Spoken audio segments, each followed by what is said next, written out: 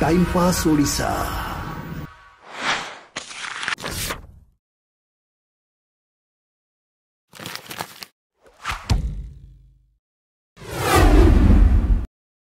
एबे कोरोना महामारी नहीं समग्र विश्व भीतत्रस्त और संतप्त एभली एक समय रे जेतेबेले सरकार लॉकडाउन रो घोषणा करदेले आमे समस्ते एक प्रकार गृहबंदी ही पड़िलु।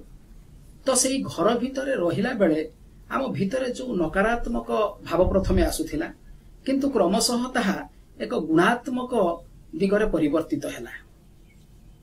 परिवार सहित अनेक दिन परे एक सहित आमे समस्ते रही समय कटेबा शिखिलु, एका संगरे खाई बसिलु एवं जीवन को जीवन परि देखिलु।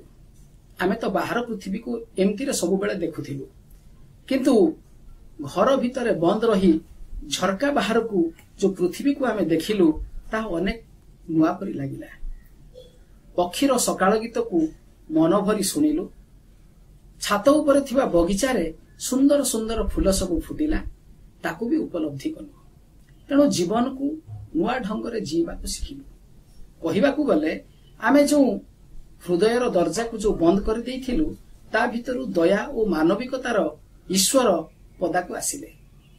कारण एठी मंदिर मस्जिद चर्च सब बंद थिला बेले हृदयर ईश्वर माने ही आमको आगकू बढ़िबाकू दउथिले।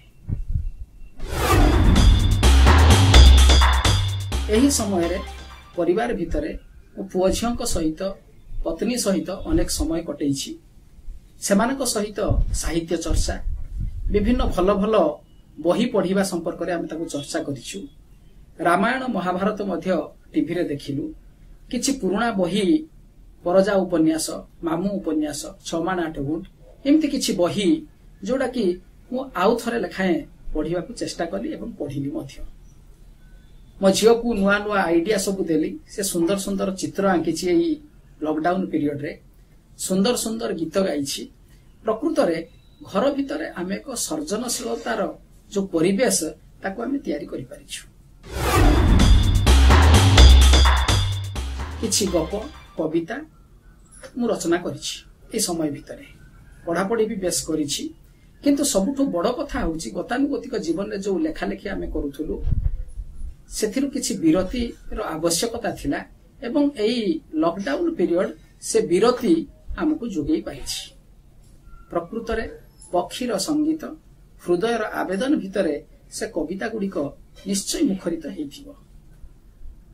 एबे लॉकडाउन पीरियड रे मु जो सब कविता लिखिछि सेइथिरु केतोटी कविता पढ़ी सुनेइबी।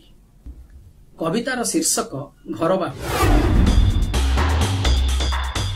मु देखुछि मो चारि पाखर लोकंकु जेउ माने अनेक दिन धरी पाद को देई नाहंती विश्राम। बाट अबाट गळीकंदी जीवन साउंटिबार प्रयास।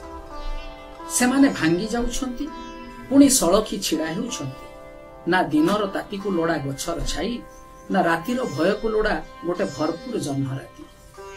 केवल गाँ माटी को फेरिबार मोह काखरे पिला छुआ मुंडरे जाबतीय घर करणा ढोके पानी छातीर दंभ भरी देइछि शक्ति तांको डेणारे नहेले उड़ाण अधा रहिछि बजे। द्वितीय कविता एकांतवास। अदृश्य थिले कोलाहल करुथिबा शब्द पुणी केबे उंकी मारुथिले अथच चली जाउथिले अनेक दूर। आत्मपरिचिति और संपर्क निखोज थिला। एक छद्मता अवतरित हेउथिला आखि सामनारे पुणी हजुथिला। मु जीउथिली जीवन नुहे जीवन और मृत्युर लुचकाड़ी ना रूप ना शब्द ना स्मृति जानी हेउ नथिला मोर ना आउ कहार सुख दुख मु जीछि एकांतवासरे। तृतीय कविता जीवन गीत।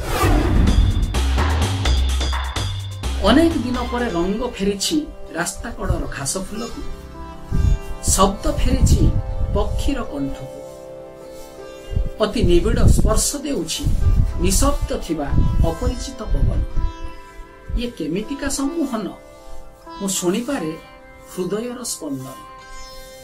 प्रकृति लंबेइछि बंधुत्वर हाथ महाशून्यरू आउ थरे केही जणे सुनाउछि जीवनर गीत। समयर अनुरागे लुचि जाए जेते असमय, क्लांत अवसन्न शून्यता उपरे पूर्णतार मिठापन। मने हुए एबे एबे निदरू उठिछि, मने हुए एबे एबे निदरू उठिछि, विलंब हेउ पछे मु पुणी थरे मनीष हेबार कला शिखुछि, मनीष हेबार कला शिखुछि। ए कोरोना तो आमको लढ़िया पाई अनेक सामर्थ्य दउछि।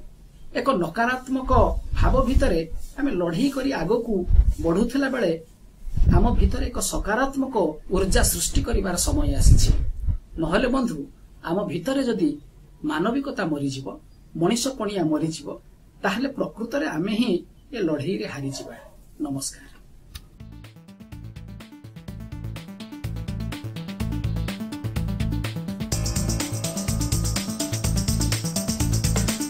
Time Pass, the trendsetter.